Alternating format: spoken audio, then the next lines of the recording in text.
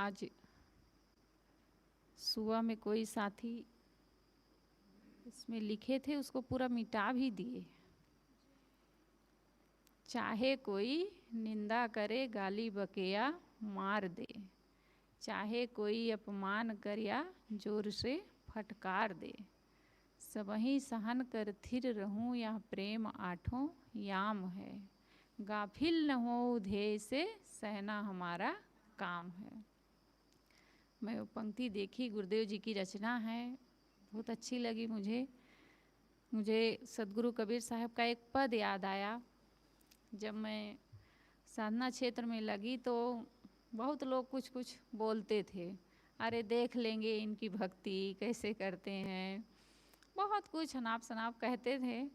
तो उस समय मैं कहत कबीर पढ़ रही थी, तो उसमें सदगुरु कबीर साहब का एक पद है, जो तू भक्ति करन को चाहत, निंदा से नहीं डेरियो जी, पांच छड़ी कोई सिरमर मारे, साहत बने तो सही हो जी, मूरख आगे ज्ञान न कथी हो, मौनी होई के रहियो जी, पर तिरिया से नेह न करियो, देखत दूर से डरियो जी, ए संसार विषय के कांटा, निरख परख पग धरियो जी, कहाई कबीर यह निर्गुण वाणी, महरम होके बुझियो जी।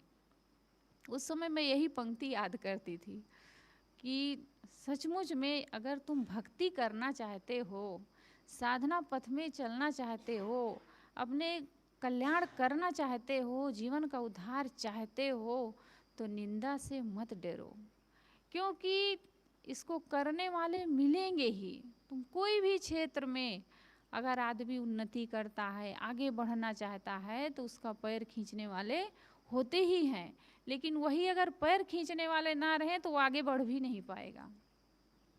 जब हमारे पास प्रतिकूल परिस्थिति आती है तभी तो हमारे भीतर और जोश चढ़ता है, अब तो हम करके दिखाएंगे। मुझे मेरा अनुभव है उस समय का कि जितना कहते थे उतना मेरे पास और बैराग मेरा बढ़ता था। आज उसको अनुभव करती हूँ, उस समय लगता था कि ये लोग क्यों ऐसा बोल रहे हैं, क्यों ऐसा कहते हैं, लेकिन अब आज उसका अनुभव होता है कि सचमुच में वो सब हमारे मार्ग के लिए बहुत बड़ा संबल बना। कोई भी काम कोई करता है तो उसमें कहने वाले होते ही हैं और होना भी चाहिए। उनसे हमें कभी विरोध नहीं करना चाहिए, उनके ऊपर कभी हमें नाराज नहीं होना चाहिए। हमारे लिए बहुत बड़ा काम करते हैं वो, वही तो हमें आगे बढ़ाते हैं। लेकिन हम लोग क्या करते हैं, कोई हमें कुछ कह देता है तो हम तिलमिला उठते हैं, हमें क्यों ऐसा कहे, और बैठ जाते हैं और अपने पथ को छोड़ देते हैं। कई बार कोई भैया लोग ही बोल रहे थे, अरे साहब कई लोग ऐसे कहते हैं आश्रम में इसीलिए जाते हैं कि वहाँ अच्छा अच्छा खाने को मिलता है। अब बताओ आश्रम में क्या ऐसा अच्छा चीज़ रखा है जो मिल जाएगा है? कभी हनी हना, कभी मुठी चना और कभी वो भी मना है? क्या ऐसा आश्रम में रखा है जो बहुत अच्छी चीज़ मिल जाएगी खाने के लिए? कभी आते हैं, पूछो सबका आप लोगों का अनुभव है, कभी इतना प्रसाद रहता है कि मिल जाता है, और कभी नारियल मिल जाए, कभी नारियल भी नहीं रहता, इलायची दाना केवल दिया जाता है। अब ये ऐसे अगर सोच लेंगे कि हमें कह रहे हैं कि आश्रम में जाते हैं अच्छा अच्छा खाने को मिलता है, अब हम छोड़ देंगे आश्रम आना, तो क्या हुआ? फिर भक्ति छोड़ दो, श्रद्धा छोड़ दो, संत गुरुजनों के प्रति प्रेम छोड़ दो, फिर कहाँ से तुम्हें अच्छे विचार मिलेंगे? और इसको वही लोग कहते हैं जो करते नहीं हैं, जो कभी जाते नहीं हैं, जिनको कोई मतलब नहीं है भक्ति से, भजन से, संतों की सेवा से, जिनको मतलब नहीं है वही सब बोलते हैं, सब नहीं कहते हैं। तो कहने वाले हमें मिलते हैं, हमारे मार्ग में रोड़े अटकाने वाले मिलते हैं। वो सोचते हैं हम इनकी बुराई करेंगे, निंदा करेंगे तो हम अच्छे बन जाएंगे, समाज में हम अच्छे कहे जाएंगे, हमारी ज़्यादा मान मर्यादा होगी। लेकिन गोस्वामी तुलसीदास जी ने क्या कहा है, पर तुलसी निज कीरत चाहे, पर कीरत को खोए, तिनके मुख मस लागी है, मीठे न मरी हैं धोए। गोस्वामी तुलसीदास जी कहते हैं तुलसी निज कीरत चाहे, जो अपना प्रशंसा चाहता है, अपनी प्रतिष्ठा चाहता है, अपना मान सम्मान चाहता है, क्या करके?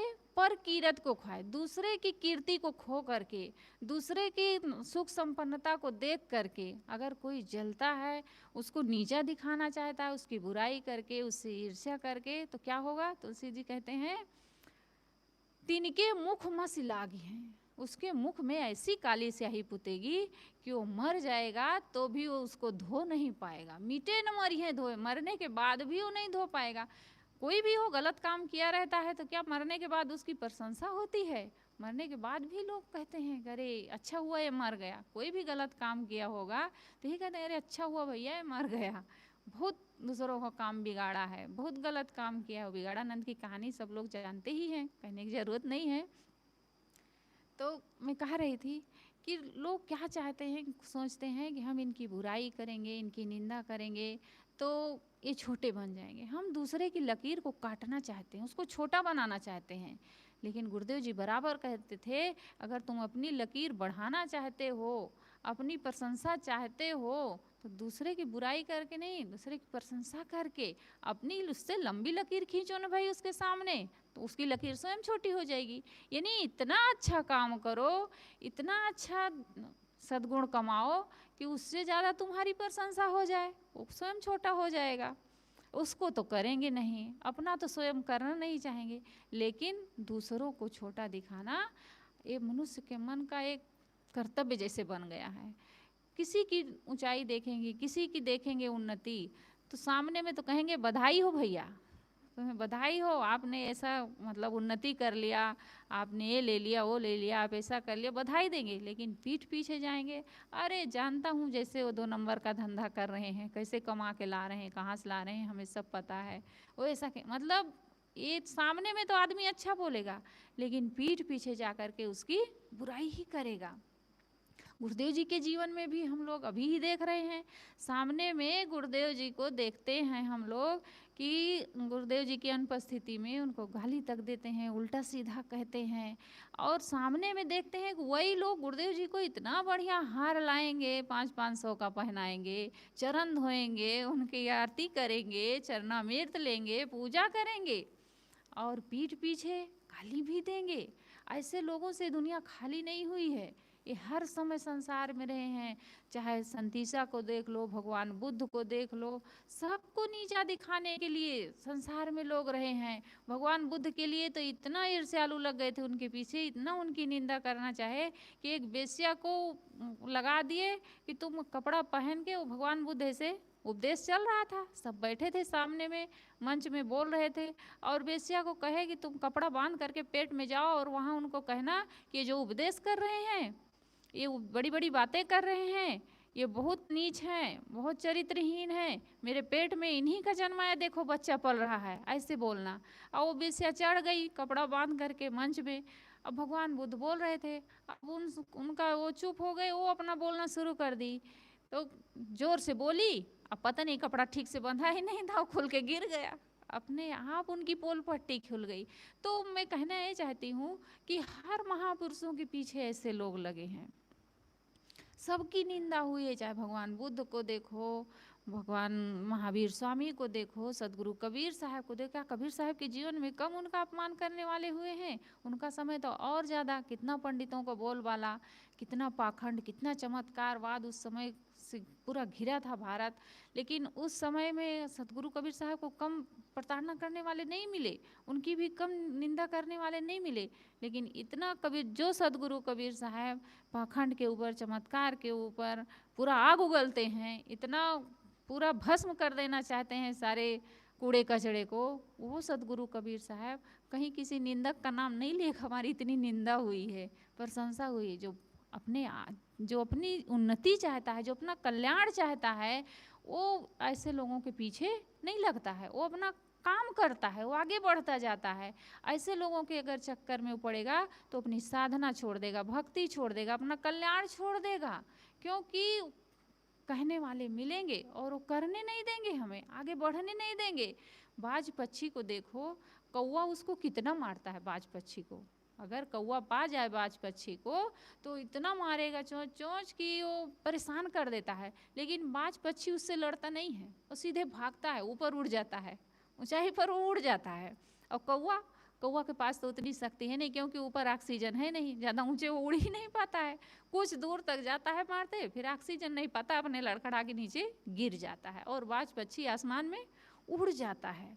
ऐसे हम सबका जीवन है, जो हम सबके पीछे लगते हैं, बुराई करते हैं, निंदा करते हैं, वो क्या होता है, ऐसे लड़खड़ा करके नीचे गिर जाते हैं।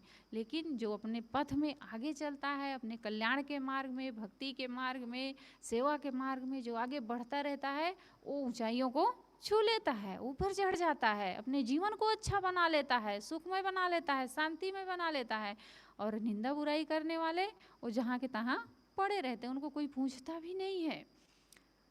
जिन महापुरुषों को सताए हैं, जहर दिया गया संत ईसा को और महात्मा सुकरात को जहर दिया गया, ईसा मसीह को सूली पर चढ़ाया गया, क्रास पर लटकाया गया, वो महापुरुष उनके लिए दुआ करते हैं, हे प्रभु इनको क्षमा करना, क्योंकि ये जानते नहीं है कि हम क्या कर रहे हैं।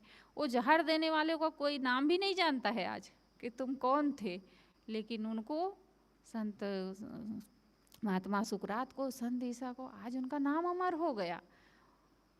तो कहने का मतलब यही है कि अगर तुम भक्ति करना चाहते हो, कल्याण करना चाहते हो, तो निंदा से मत डरो। कुछ लोगों का ये स्वभाव होता है कि वो केवल दोष खोजेंगे, केवल बुराई खोजेंगे, वो तुम्हें कुछ न कुछ कहते रहेंगे। अरे भैया ये केवल धर्म का चोंगा पहने दिखावा बस कर रहे हैं, अंदर में इनके बहुत कपट कतरनी भरी है, ऐसे बोलते हैं, पता नहीं क्या क्या लोग कहते हैं। लेकिन अगर उनके पीछे लगेंगे तो हम कभी अपने पथ में आगे नहीं चल सकते हैं। कुछ लोगों का ये स्वभाव होता है, वो बना लिए रहते हैं वैसे अपना स्वभाव, केवल दोष खोजेंगे, केवल बुराई खोजेंगे, निंदा ही करते रहेंगे। एक बार तीन मित्र थे, वो साधु हो गए, तीनों मित्र साधु हो गए।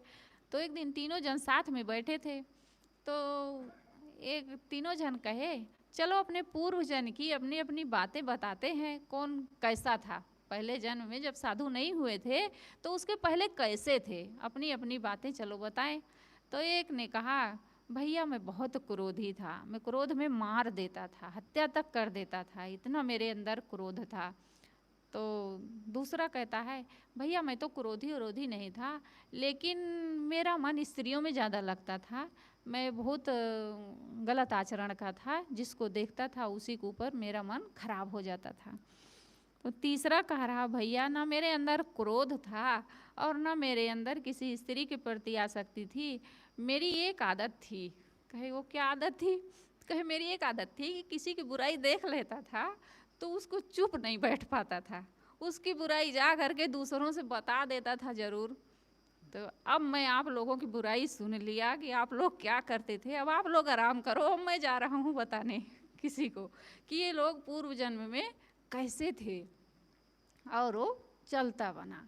कहने का मतलब आदमी इतना 3 बार भोजन कर लेता है, वो पच जाता है, लेकिन जब तक दूसरे की बात ना बता दे किसी को तब तक उसका भोजन नहीं पचता है। वो पेट में एकदम खलबली मची रहती है, कितनी जल्दी हम उनकी बातें सुने और किससे जा करके उसको बता दें। ये स्वभाव बहुत खराब होता है। तो साहब कहते हैं अगर तुम भक्ति करना चाहते हो, कल्याण करना चाहते हो, साधना करना चाहते हो, अपने जीवन में सद्गुणों की कमाई करना चाहते हो, तो निंदा से नहीं डरियो जी। अगर तुम निंदा करने वालों से डरोगे, बुराई करने वालों से डरोगे, तो तुम कभी भक्ति, कभी अपना कल्याण नहीं कर सकते हो। इतना ही नहीं, दूसरा क्या बता रहे हैं साहब, इससे आगे और कहते हैं 5 छड़ी कोई सिर पर मारे 7 बने तो सही हो जी। देखिए सदगुरु कहते हैं इतना ही नहीं कि निंदा से ही डरो, कोई अगर 5 छड़ी भी मारता है तो भी मत डरो, सह लो, लेकिन अपना अच्छा काम जो है उसको मत छोड़ो। जब शराबी शराब नहीं छोड़ सकता है, कितनी निंदा उसकी होती है, उसके घर में उसके बाल बच्चे परिवार वाले ही उसे नहीं पसंद करते, लेकिन वो शराब पीना नहीं छोड़ता है, गांजा पीने वाला नहीं छोड़ता है, व्यभिचार करने वाला नहीं छोड़ता है, क्रोध करने वाला अपना क्रोध नहीं छोड़ता है। जब दुर्गुणी लोग अपना दुर्गुण नहीं छोड़ पाते, निंदा करते हुए, बुराई पाते हुए घर ही परिवार के लोग उपेक्षित कर देते हैं, ठीक से बात नहीं करते हैं, तो हम अच्छा काम क्यों छोड़ दें किसी की बुराई से, किसी के कहने से। साहब कहते हैं 5 छड़ी कोई सिर, अगर कोई 5 डंडे भी तुम्हें मार देता है तो भी सह लो, लेकिन अपना अच्छा काम मत छोड़ो, उसको करते रहो। भगवान बुद्ध के पास उनके शिष्य रहते थे। उन्होंने कहा, भगवान आपके विचारों को, आपके उपदेशों को मैं पूरा पहुंचाना चाहता हूँ। सब जगह चाहते हैं और जगह इसका प्रचार प्रसार हो और लोग शिक्षा लें और अपने जीवन का कल्याण करें। भगवान बुद्ध कहे कि तुम जाना तो चाहते हो, लेकिन जाओगे तो लोग तुम्हारा अपमान करेंगे, कोई भिक्षा नहीं देगा, कोई भगा देगा, कोई देगा नहीं, अपमान करेंगे, तो फिर तुम क्या करोगे? तो कहे भगवान यही सोचेंगे कि चलो अपमान ही तो किए मेरा, मुझे भला बुरा ही तो कहे, मुझे मारे तो नहीं। तो भगवान बुद्ध कहे, अच्छा कहीं ऐसा हो जाए तुम्हें कोई मार भी दे, इसे तो मारेगा नहीं कोई, लेकिन मान लो कोई मार भी देगा तो कहे कि सोचूंगा कि मार रहे, कोई बात नहीं, मार ही दे, लेकिन हमारा प्राण तो नहीं लिए। तो कहे कि मान लो कोई प्राण ही ले ले तो क्या होगा? लेगा नहीं कोई, लेकिन मान लो ले ही लेगा तो क्या होगा? तो उनके शिष्यों ने कहा, भगवान प्राण ले लेगा तो मैं यही सोचूंगा कि ये हमारे कर्मों का फल है, कहीं मैंने गलत अपने जीवन में किया था, उसी का फल है जो आज हमें मिल रहा है। ऐसा सोच करके मैं उससे लड़ूंगा नहीं, झगड़ूंगा नहीं, उस पर क्रोध नहीं करूंगा। कोई मारेगा तो मार दे, लेकिन हम उससे लड़ाई झगड़ा नहीं करूंगा, शांत रहूंगा। तो भगवान बुद्ध ने कहा, तब तो तुम जा सकते हो, अच्छी तरह जाओ और अपने ज्ञान का प्रचार प्रसार करो। तो सदगुरु कहते हैं कि जो तू भक्ति करन को चाहत, निंदा से नहीं डरियो जी, 5 छड़ी कोई सिर पर मारे, साहत बने तो सहियो जी। अपने कल्याण का काम, अच्छा काम, कोई भी हम अच्छा काम कर रहे हैं, कोई हमारी बुराई कर रहा, निंदा कर रहा, तो बुराई के डर से, निंदा के डर से हमें अपने काम को छोड़ नहीं देना चाहिए, नहीं तो हम अपने जीवन को आगे नहीं बढ़ा सकते हैं। तो आगे साहब क्या कहते हैं, मूर्ख आगे ज्ञान न कथियो, मौनी हुई के रहियो जी। साहब कहते हैं मूर्खों के आगे अपनी ज्ञान की बातें मत करो। साहब कहते हैं मूर्ख सो क्या बोलिए, 600 का बसाए, पाहन में क्या मारिए जो चोखा तीर न साए।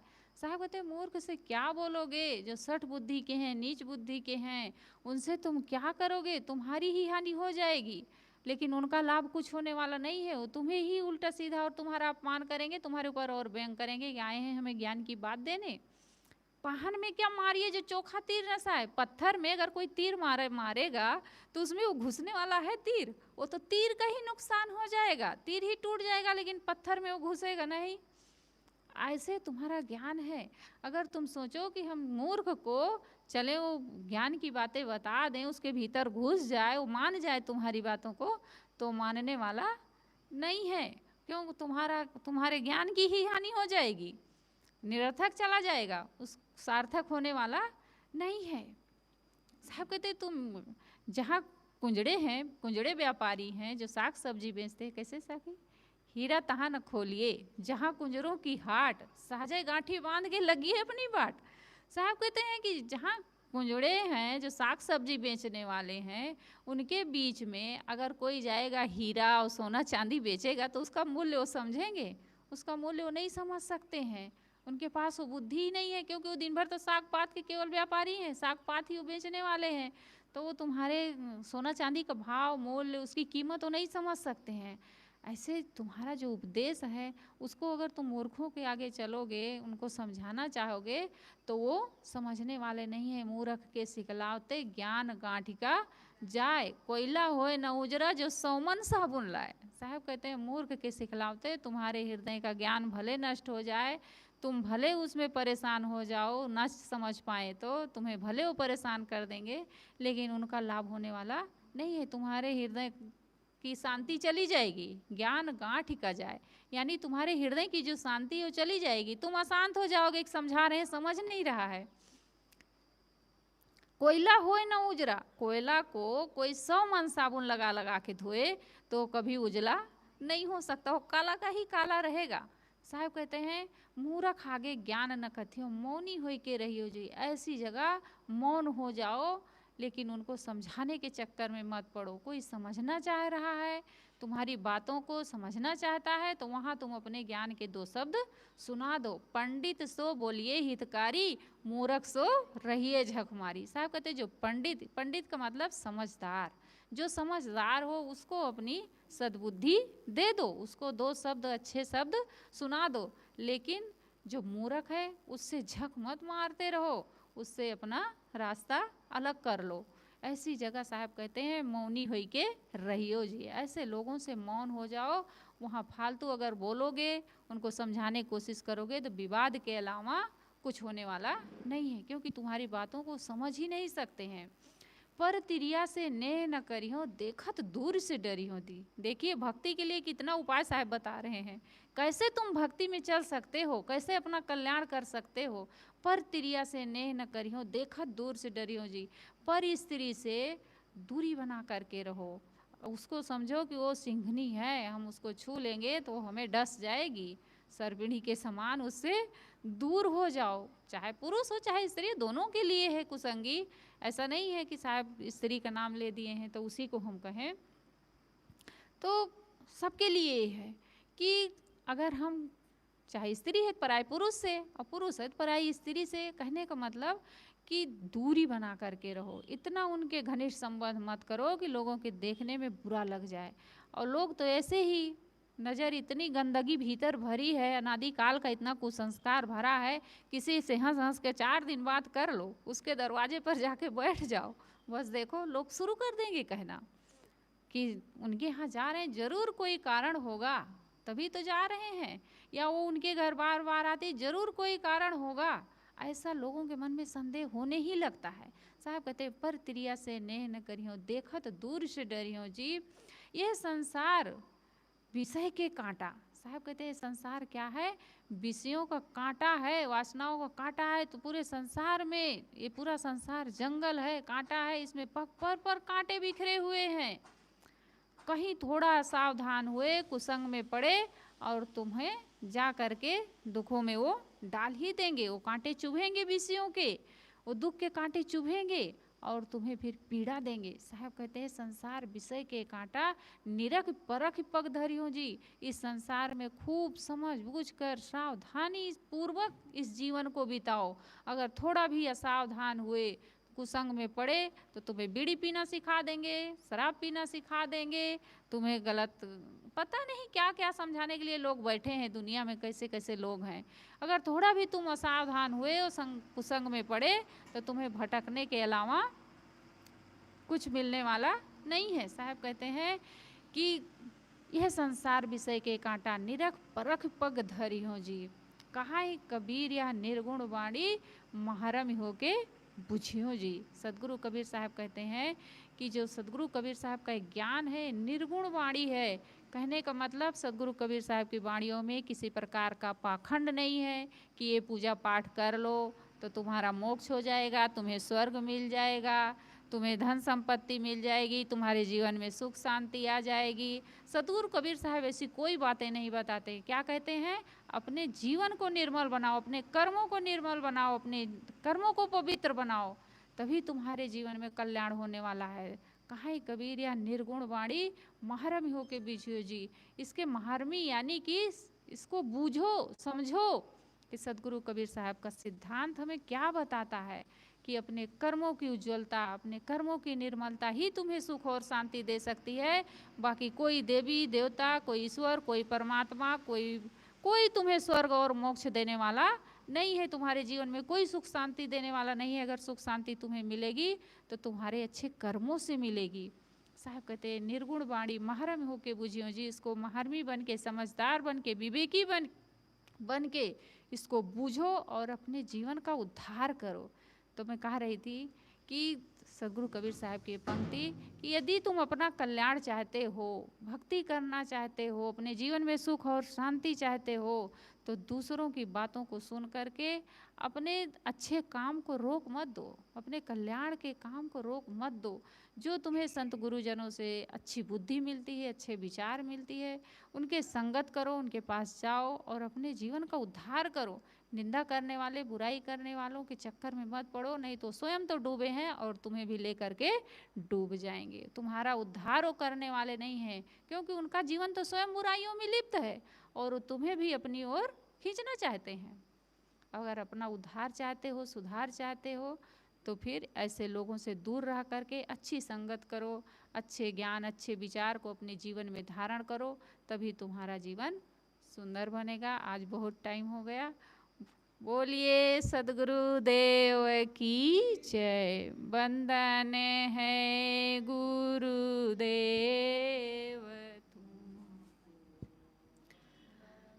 है गुरुदेव। काल जाल के फंदा भारी, काल जाल के फंदा भारी। परख लखाय भेव तुमको, परख लखाय भेव तुमको। वंदन है गुरुदेव, वंदन है गुरुदेव तुमको। वंदन